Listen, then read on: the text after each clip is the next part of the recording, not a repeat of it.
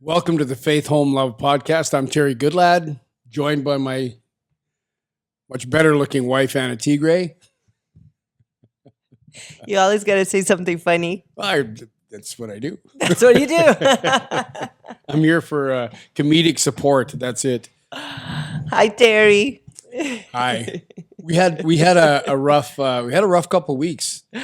We did. Stomach bugs. Overwhelmed by schedules. Yeah. Overtired. Yeah. What else? Let's So complain. What's on the list? We're a pretty chipper couple for the most part. We are. We do. Yeah. We are. No, we are really.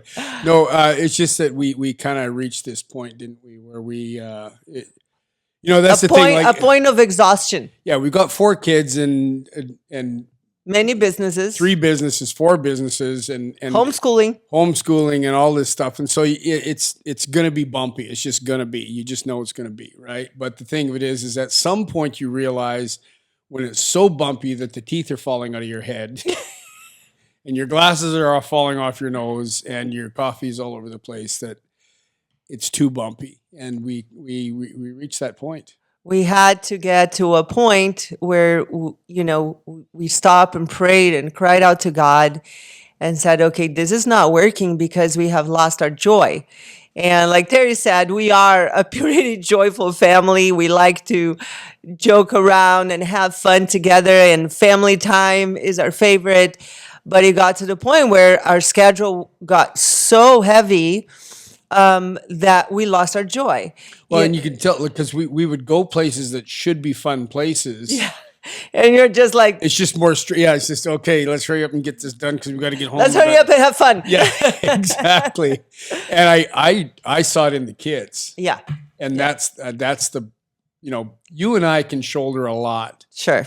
Through the years, that's one thing that I don't know if it's a good thing or a bad thing, but we can shoulder a lot. And right. And our pain tolerance is very high, so we've stumbled through a lot of stuff. Yeah. But when we look at our kids and we see it affecting our kids, it's like, okay, pump the brakes. This isn't right. Right. And this is something Anna and I do, and we started doing it basically when we started dating seriously, I guess. Definitely when we got married, definitely when we were parents, is just at the end of the day, we evaluate. We said, okay, how to go today? What could I do better? And we do that just so that things don't go on and on and on and build up between us. Right. And this is one of those things where I know when we had that conversation, like I was just so fed up. I didn't want to have the conversation. I was just mad. I was mad and I was looking at people to blame it on. Right. And since the only other people here is Anna, and I didn't have a mirror handy. I thought it was all her fault. Right. And of course, she thought it was all my fault, and that's kind of how it started. And so we got that genie back in the bottle and that wild bull back in the pen, however you want to. But we did, and humbled ourselves like we always have to do when we get very full of ourselves. And that's when our emotions are running high. It's all about us, right? Right. And so, and we prayed and prayed, and Terry came to me and he said, God told me to take everything off the schedule, every activity, the kids are in many different activities and they always want to, do more. And, therapy, no, and everything on there is like tutoring. No, yeah, it's everything all stuff. Is important. It's right? all important stuff, and right. it's all stuff because there's nothing frivolous there. Right. It's activities and learning things and helping with development and business stuff and right. all this stuff. But the thing of it is we looked at our day and we use an app and the things that are appointments we make them in red, and from like 6 a.m. until 9 p.m. every day, it's solid red. Right. And it's just like, And so what God told me is he So says, he okay, tells me, cancel everything, every tutor, every type of therapy clean there, off and the clean whole off the schedule. And my first reaction is like, no, they need that because this is for this and this is for that, and missing the point. And the point was that you clear everything off so you can start over block by block, prioritizing Well, that was basically. a hard thing. And even when we tried it the first day, we really, like we said, okay, yes, we'll be obedient and clear everything off. But it's just like, you tell your kids, yes, honey, we're going to put that away and we're all going to go to bed. And then you really don't go to bed. Right. We really didn't take everything off the schedule. And Right. we tried it for a couple of days and it was still a train wreck. Yeah. And so we came back to it again and said, okay, take everything off the schedule. Everything. It's a blank slate. Now go back to our priorities. And this is the thing, God had spoken to me, hadn't spoken to Anna, but that's my role in the family is to lead. And so, and she is very good at submitting. And so, And with that said, God did speak to me just a little bit after that. After I fought it, yes, I understood what he meant. And I come back and said, okay, I see what you mean. So I got humbled first and Anna got humbled. We got spanked.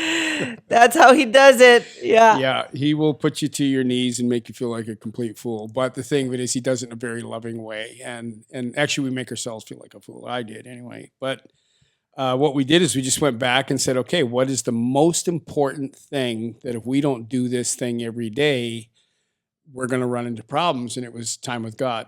First thing. And so now that's not just this is the list you should have. This is the list that we know actually works. Right. That's our testimony, is that we know this works. And so it's time with God. So we used to get up, we'd have coffee in the morning, have devotions and prayer, and we talk about things that we needed to tackle, and then we would pray over them, and then we'd get on with our day. And every time we do that, we have a much, much better day. Yep. But one of the kids gets up, and then this happens, and the We're dog's so got to tired, pee. yeah. So and anyway, then 5:30 it comes fast. so it becomes an easy thing to set aside. Right. Right. So we sat down. We said, okay, this is an immovable thing. This has to happen every day. So if we have to get up at 4:30, we get up at 4:30 instead of 5. So that was, God is number one. If God is not in the center of our life and we're running things, it's a mess. Yeah, it's a mess. And so that was number one. Number two is our marriage. Yeah. We realize that it's very, very easy, and anybody that's a parent gets this. It's very, very easy to just take for granted the incredible relationship you have until you actually get 10 minutes to yourselves and you go, what do you want to talk about? Well, let's talk about the kids or business. No, I don't want to talk about kids or business. Yeah. But let me tell you about kids and business. Right. That's all it is. And so we realized that we're not interesting to each other anymore because there's, so we have to have life outside of, all of our responsibilities. Right. And so we worked on that. So that was the next thing. We know that life is infinitely better when you and I are doing great. Yeah. Doing great as a husband and wife. So that's right after God. Then next is our kids. Right. Which again, I know a lot of people that I know are, oh, my kids always come first. It's like, no, they shouldn't come first because without a marriage, your kids don't have stability and you don't have a happy home. And so no, your marriage comes first, then your kids. Yes. And if your marriage isn't in good shape, you can't be there and you can't give your kids everything your kids need. Right.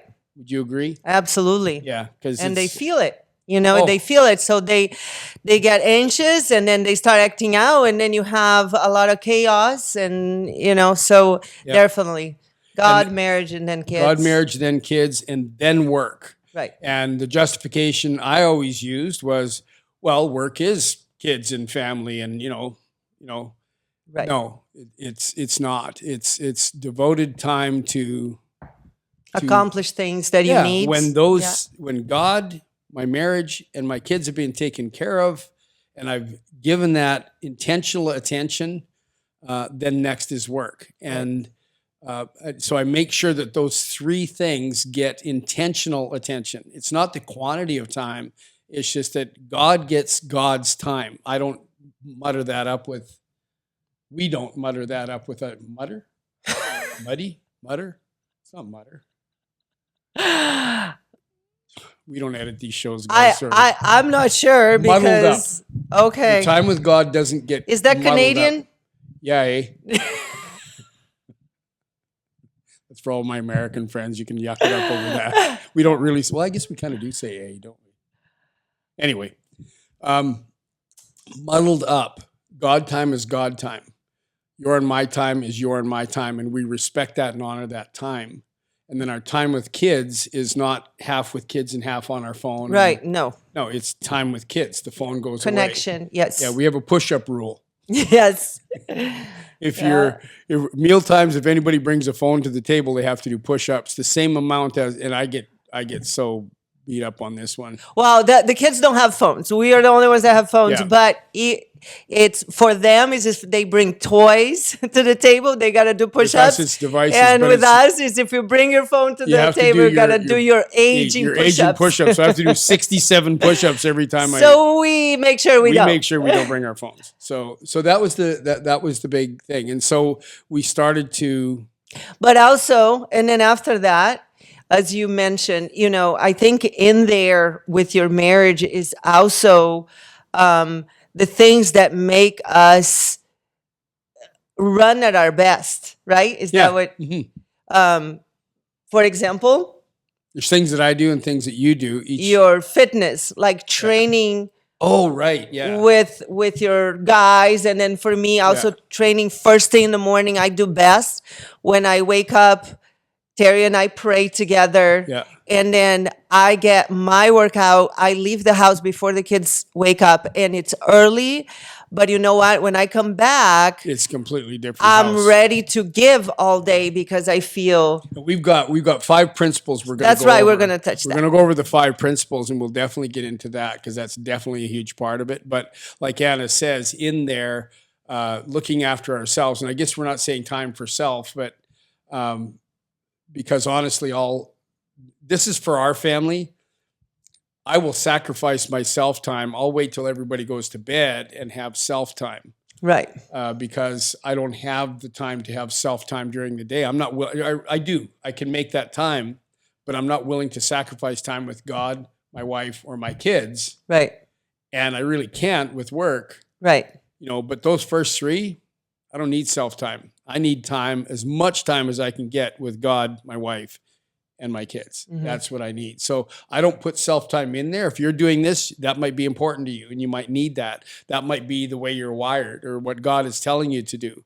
Right. But I don't factor that in. Right. But that does get figured in another way. I Sure. guess, right? Yep. Yep. But then after that, it's whatever comes. And so when you fill it up with all of that stuff, the important stuff, then you start looking at, and we do it in a calendar app. So you actually see the spaces Mm-hmm. in between. You go like, aha, okay. I don't have Right. I don't have time to sit on social media for an hour. Listen, the dogs are barking at something. Hopefully it's not too distracting. But anyway, so what we learned, I wanted to get into, I've got some notes here, and what we learned. Do you want to go over what we learned? Because Sure. I think you can. I was the one that kind of brought this to you, and I You're think the you're organizer. Best, you're the best to speak about what we really learned because it was. Because it was a process. Yeah. And honestly, No. I think there's a different perspective here too, and this is fair, but I'm responsible for the family, but you do the homeschooling, you do the cooking. Right. I do a lot of the supporting stuff. I do laundry. I love doing laundry. I like cleaning the kitchen. I like doing stuff like that. So I do that. Yeah. But you're making sure that We have a partnership. I think you get a better view of how everything affects the family at large. Well, I think there's definitely we had to put our house in order because the honest truth is that for many years Terry used to work outside the home, and he traveled a lot, or he was working 6 to 7 days a week, for 8 to 10 hours a day, not in the home. And it wasn't Sometimes a lot more until than that too. right. And it wasn't until about 7 months ago that he changed things. God was very specific, spoke to him about it, and he started working from home. And that was a huge adjustment, in many ways. Like, it was absolutely wonderful. It has done so much for our family and for our kids. And you can see how much the kids need their father's presence, and I know it's not always possible. Like, for us, the last 4.5 years, it wasn't possible for him to work from home. And, now it is, and we're so grateful. But also, it takes a readjustment for myself, because I became very accustomed to just run the house all day, every day, basically on my own. I mean, we would talk about it, and we would still try to pray in the morning before you left, most days or whatever. And I always kept him posted of what things were happening throughout the day. But I got very used to just making decisions on the fly, because that was our life. We didn't have an option. And then now he came, to be a part of the everyday, and I had to really take a step back and be like, okay, with his presence here, we have to restructure how we make decisions. I can't just go and make a decision on the fly like I'm used to, because I should consult, and we should be doing these things together. And it really should seem like we are like that. We tell our kids, we get married and we become one. But we weren't. we weren't, because for everything they would just come to me. And see, that I take responsibility. Well, I have to take responsibility as the head of the home, but my approach to that was, I'm gone. She's going to run the house. I'm going to run all of this out here. Now, Right. In fairness, I was driving 3 hours away, work a 12-hour shift, drive 3 hours home. I'm gone 18 hours. Yeah. Sleep for 2 or 3 hours, get up, and then go again. And so I really wasn't here. And your days off, you had to recoup from that, because Right. it's a So when I was ridiculous home, I schedule. was sleeping. I wasn't involved in Right. in the raising of our kids, and that was really, really bad. And praise God, our church gave us an opportunity. I got a contract to do security for the school at the church, so I was able And that to was get off better, the road. but that it's was still- infinitely better. But it's still, you But would leave still- at 6:30 in the morning. Well, we had set that pattern, Right. and like I was home more, but little things like the kids, would ask, I'm sitting right here. They get up and go to the bedroom, find Anna to get permission to do anything. do anything. And I'd say, honey, you can do that. Okay, I'll ask mom. And I'm like, no, Right. But the thing of it is, I failed to step up even in my absence. That was a necessary absence. I failed to step up as a leader in my home. I relinquished that to Anna rather than taking the time. While I'm working 12 hours, but I can take a break and call, and we can discuss the day. We can discuss I don't have to be there to do that. And what I did is I just relinquished that. And then when I was back here working in town, coming home every night, Right. I really didn't step up. It wasn't until I was home all the time and saw, wow, there's a lot of stuff out of order here. Sure. And it wasn't anything you were doing wrong.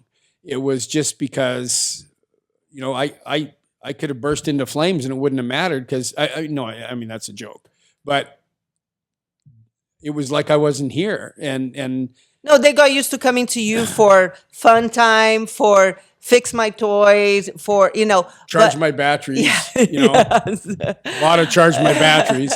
But that's the thing they didn't have a father. Right. I removed myself from their life. I was not their father. And it's different with dads and moms. Like, okay, so we had an issue this week, and mom approaches it in a very nurturing, loving way. Dad comes in and dad approaches it in a very, very different way. Well, together they're very effective. It was an issue with Cole. Cole was worried that I'm going to die soon, right? And what's he going to do if I die soon? So I said, Cole, I says, if you saw my to-do list, son, you understand that I got a good 50 years before I can die.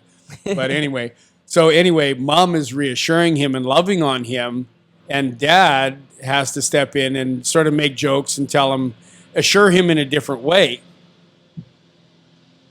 And the landscaping guy showed up. But we had to assure him in a different way. And the combination of the two, he got the nurturing, but he also got the way a man should deal with things, because he's growing into be a man. And so together it worked really, really well. One or the other, one's a little bit colder, Off balance. the other one's a little softer. Well, then, he's just too soft. He's got to toughen up a little bit too, right? And so now with the two, we see it's just the dynamic is just infinitely better. Yes. And Anyway, I kind of went on with that, but well, no, and I think But that was the this one kind thing of that gives the showed- background what we were I facing. just saw things like, no, my sons aren't going to grow up like that. Yeah. Yeah. They're going to learn to be independent. Independent. They're going to learn to do things without being told. They're going to, there are consequences when you don't do things. If you go to work and you don't do the work, you're going to get fired. So you have to teach consequences. You teach them in a different way. With me, it's okay. You're bored? All right. The B word now. Nobody says the B word in this house, because if dad hears it, if dad hears it, you're doing push-ups, you're doing squats, you're running up and down the block, you're on the Versa climber in the garage. Yeah. You're out here, you're doing arm bars, practicing arm bars on the floor with your brother or your sister. Now you're reading and you're doing this and you're go. Nobody gets bored in this house anymore, right? Including us. Right. And so that's, anyway, long story short, now me stepping in and being the father and leading in my family and taking responsibility for leadership. And what leadership means, guys, for the guys that are listening, it's not being the boss. It's not that at all. It's serving my wife. I serve her. She submits to me, and my job is to serve her and give her everything she needs in order to do what she has to do, and make sure that she is strong, take spiritual authority over my whole family, and make sure that I'm praying not just with, but for my kids and for my wife, and making sure that our home is in order spiritually as well as otherwise. Sure. I'm also here looking and I'm going, okay, I see the big picture. So I see this is out of order. We need to do more of this. We need to do less of this. Right. Now, going back to our hard reset that we just did, Yes. the issue was your pain tolerance and mine is so high, but we saw it on our kids. And we saw them super tired. We saw them acting out. We saw them doing things that are just out of character for them. Yeah. And we realized that, okay, this is just way too much. Right. So we came up with 5 things. Should we get into the 5 things? Sure. You know what? I think in our situation, I am way more of a schedule person, and you are more of a, I can adjust on the fly easier. you are just easier, and also because I am more in charge of the kids, I deal with a lot more bumps, and so there was a discrepancy. It was a hard thing for you to set the tone and the schedule, but then for it to be, realistic of what I'm dealing with. And I think that's Right. where we spend the most time, is trying to say, okay, these are all appointments, but if a kid needs this or goes through that, it throws my entire day off. So you need to have that gray area Right. where you can adjust as needed, where when you are focused on your work, it's a lot easier to just, get it done. It doesn't matter if you do it at 3 a.m. or, whatever time, as long as you get it done and checked off your list. Right. And I think we finally came to a point where it's very balanced. And we honestly didn't really have to remove that many activities from our schedule. We had to rearrange and make better use of our time. For example, if a kid is, doing guitar lessons and then it has something else, is there a way to put something in between that you just don't have a lot of driving and very little accomplished? Or readjust them to a different day. Or That's one of the readjust things into we a did. different day. You know, Exactly. we did like with jujitsu, they go 5 days a week. Well, we cut that down to 4, but on the Tuesday they go to 2 classes. Right. So they get the same amount of training time. Yes. But we free up a whole evening. Absolutely. Right. And it makes such a big difference. Yeah. So what we learned, I think,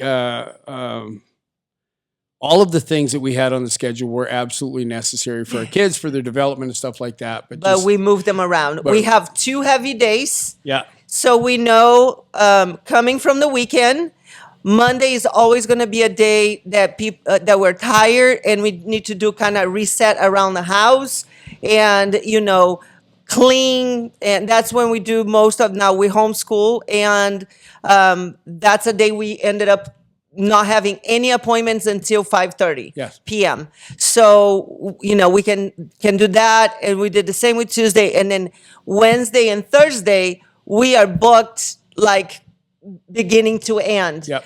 And then by the time Thursday's done, Friday again, we don't have appointments until late afternoon. well, that's more of a fun day and a family time. And Right. And we have movie night that night and something to look forward to. So knowing that, because before, from Monday through Friday, it was, especially for me, I'm driving all over, I'm cooking meals from scratch.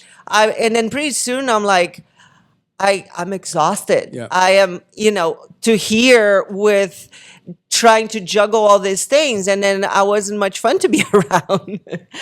and so changing that really, really changed. And same thing with our kids. We realized that they just wanted to be home and play with their, yeah, they just have got some burnt out. They just wanted to just not have any Playtime. responsibilities. Right.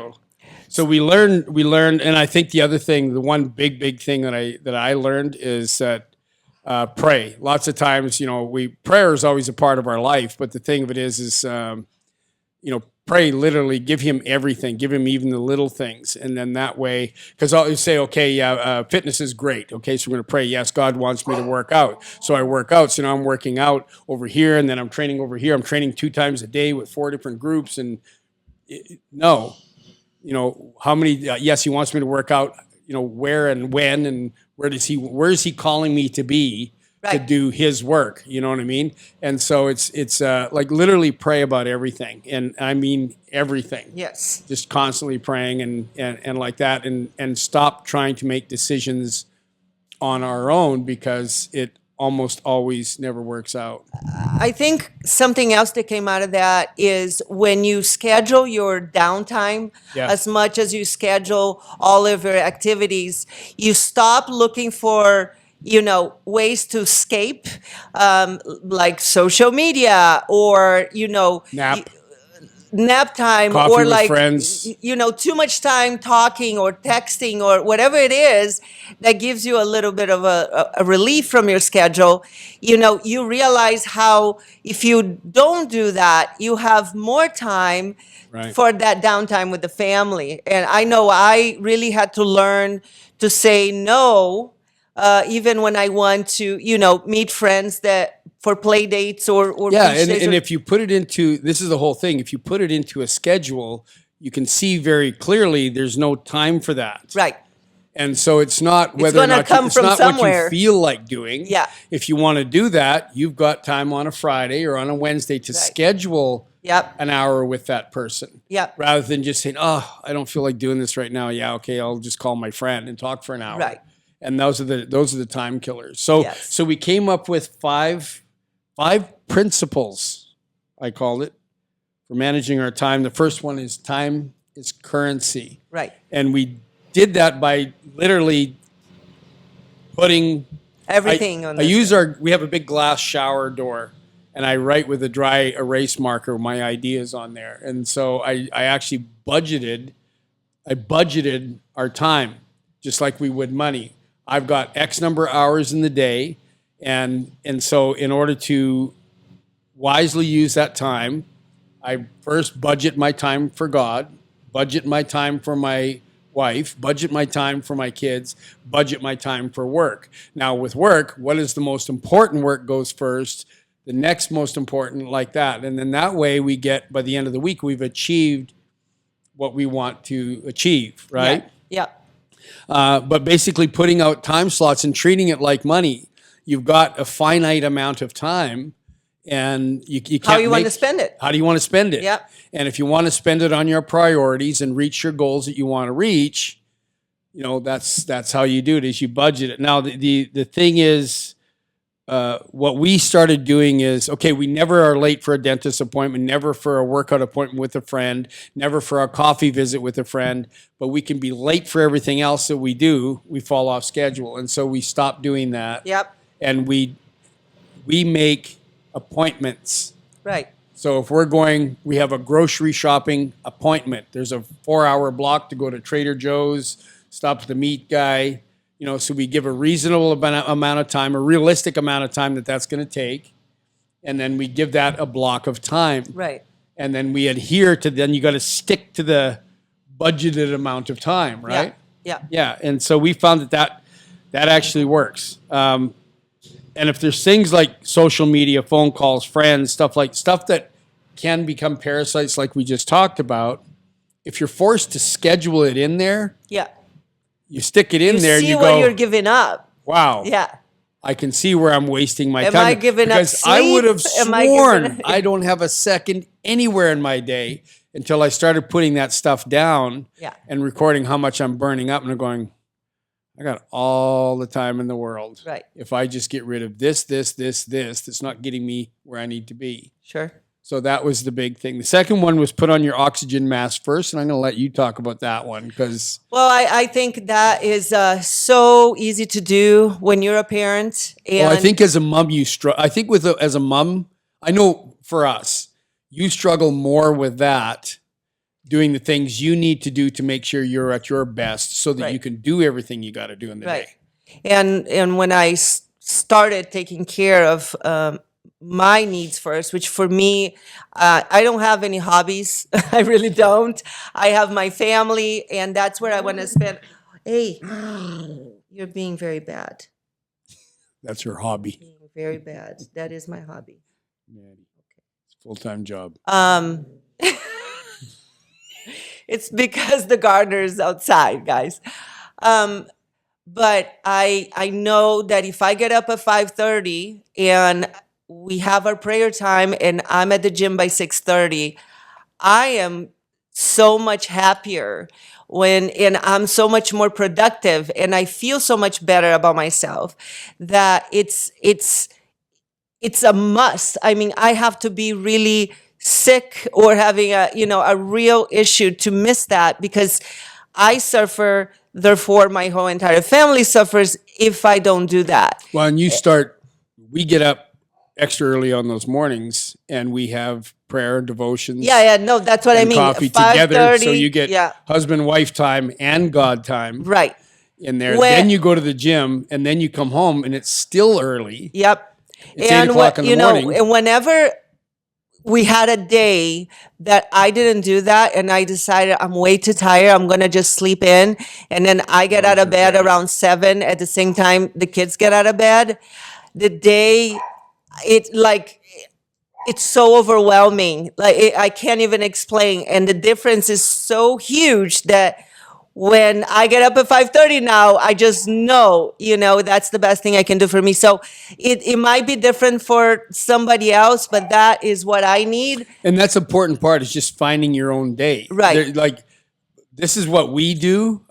Take from it what you will, but tailor it to your personality, your needs, the things Right. that things that give you what you need to go. But the important thing is, if you're feeling overwhelmed, that's not what God wants for you. That's right. You're the head and not the tail, and he wants to guide you. And it doesn't mean you got to stop everything, and like that. No, sometimes it's just stop and reevaluate and get intentional about things. And that's Sure. what the 5 things we learned.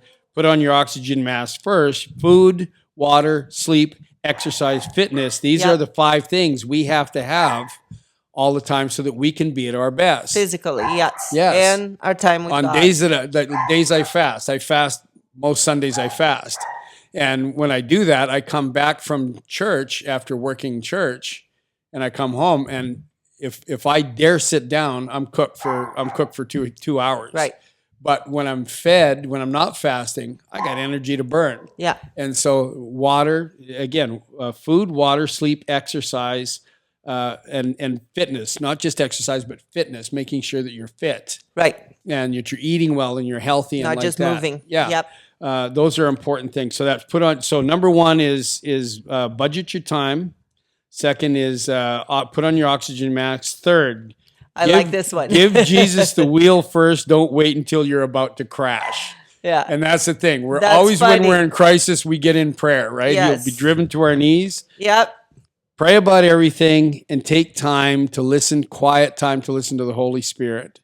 And this is the one that I struggled with the most because I'm in charge and large, and I wait until, the 11th hour, and then I'm going to start praying. And I've learned to pray proactively and get guidance from the Lord, because that's what he's there to do, and that's what he promises. And but you have to be quiet to hear it. I can't be doing it in my car while I'm driving. Right. I take that time. If I got to get up earlier, I take that time. And then I get that guidance from the Holy Spirit. And I just know, I know what I'm supposed to do, and I go do it, and it works out every single time. So I've learned, just, you do the driving, I'll execute. You tell me what to do, I'll just do it. That's right. And that's my relationship with God. And whenever I stray from that, man, I pay for it dearly. Don't we all? It's always my Yeah. pride, right? Yeah. Yeah. Yeah. The fourth one, plan ahead, then work the plan. Stick to the Anna plan. is not much of a planner, but she married a guy that is. But I am good at sticking to the plan. are good at and sticking to you're good the at plan. changing the plan. And that's where we do this. That's not kissing, by the way. I stick to my appointments. That's why I don't make that many of them. And see, I put that in like big block letters here, stick to the plan. Yes, I know. I wrote that for myself. No, I'm very much a routine person, and I thrive on routine. But for me, change is very hard, and this works great to our benefit, my benefit, and our family's benefit. But also at times, it doesn't because I don't like change. That was You're not my flexible. first reaction when he's like, let's change everything. I'm like, no, I love this schedule, even though I'm falling apart. Like, it makes no sense. So God did put us together for a reason, because if we're not prideful, we are able to help each other. And I think that's the biggest important thing is it's easy when somebody's not like us, and especially under pressure, because we want them to be more like us. I want Anna to be more flexible. But the thing of it is, give Anna a list of 10 things to do. She'll come back a half an hour later with 10 things done. Give me a list of 10 things to do. I'll come back 4 hours later with 20 things to do. Right. And now that's tremendously beneficial in other parts of our life. yes, But really, God put us together. It makes the perfect unit, because Right. you're great at executing and getting things done, and I'm great at pivoting and doing what we got to do to get to the next Yeah. thing. But for our plan to work, for our family plan to work, we make our weekly goals on Sunday nights. Mm-hmm. So we get ahead of it, so we're prepared, and we're not wondering what to do Monday morning. So we make our plans Sundays. This is what we want to accomplish this week. Right. And then we break that down by day. And when I say we, exactly. he presents the plan to So me. I make the plan, because that's one of the things that I do. And so I make that plan, and then we get into the plan, and we stick with it, and we evaluate it through the day, but just work very, very hard to not get distracted from the plan. That's my struggle, because I'll see 50 things over here I could or should do. And Anna is great at sticking to the plan. So make the plan realistic so that you can stick to it. Right. And then just stick to the plan, work the plan. Yeah. And when you do that, it always works out better. And then the final one, so that's plan ahead, then work the plan. The final one is evaluate, assess, and make adjustments. Yes. The unforeseen, the unfortunate, the opportune will happen. So we have to be able to pray first and adjust Right. on the go sometimes. Somebody gets sick, a tire goes flat, anything. Anything, everything always happens. You might have Yeah. to pivot. That can be very, very discouraging. That happened to me on Sunday. I had a plan and got diverted, and it took me until today. This is Tuesday. It took me till today to get over it. Yeah. Okay, because I was was very so upset. upset. And the thing of it is my mistake is, okay, that just happened. Evaluate, assess it, evaluate it, and then make adjustments and move on. Don't get hung up on things. I wasted a day. I wasted a day and a half. Manny just almost fell off the table. I wasted a day and a half being upset about something I didn't need to be upset about. We just pivot and make a Right. change, right? Right.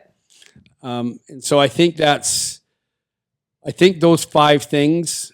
The other part of that from a spiritual perspective is when you sit back and you assess, you can always find ways where you can be more efficient. And this is the thing, we've reclaimed so much time this week just being efficient.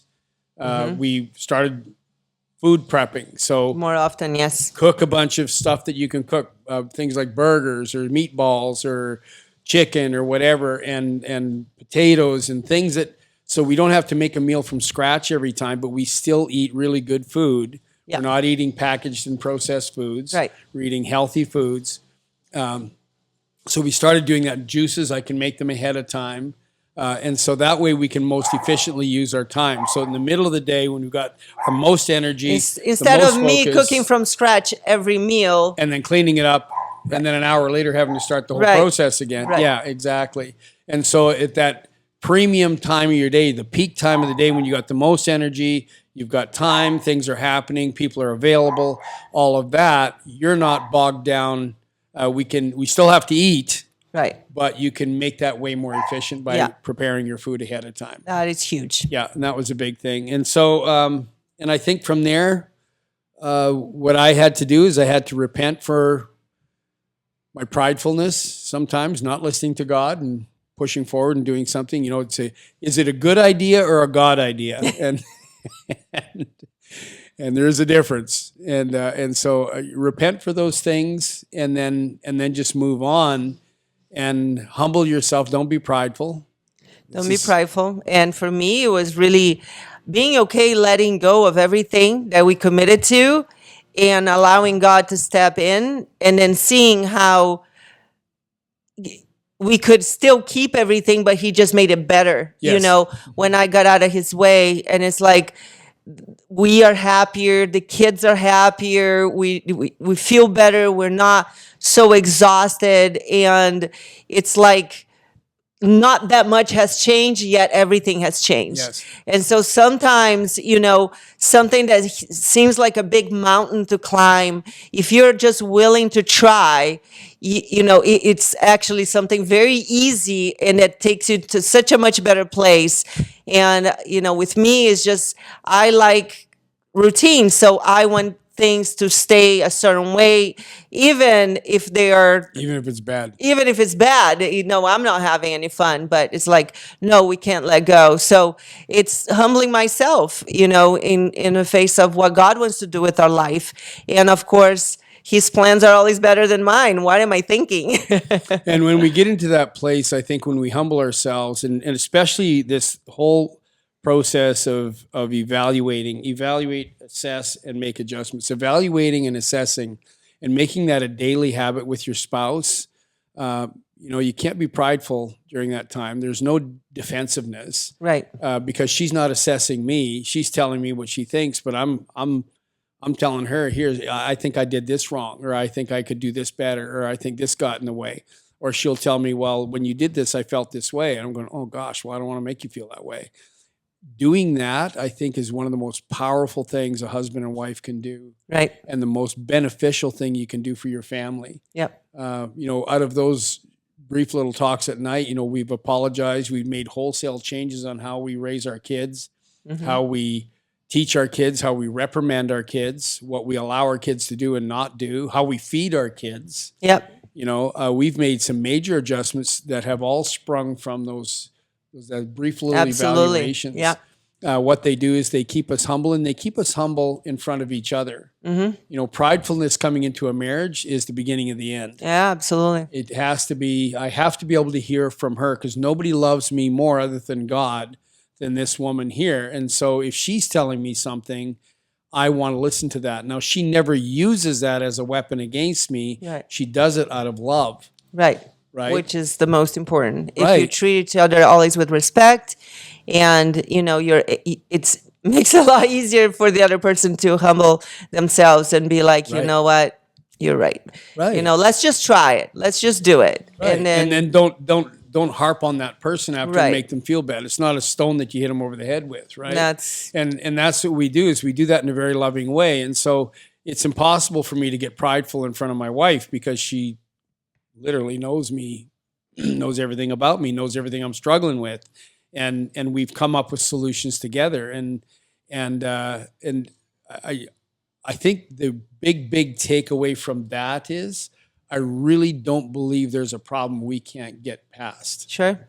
When you know, tackle that way, with God, really there isn't. With Yeah. God and in prayer, Yeah. I just no, and I just fall more and more in love with you every day. And the thing is that 67 years old, you're 50. I don't know, you're just a kid. And I get excited when I see my wife walk in the room, and that's an incredible benefit of just learning to be humble and be strong in your marriage. And so that's what all this is all about, is To ultimately make this that. strong. Amen. Thank you, guys. Thank you, guys. We'll be back in another week. We'll be back every Tuesday with a new episode. God bless.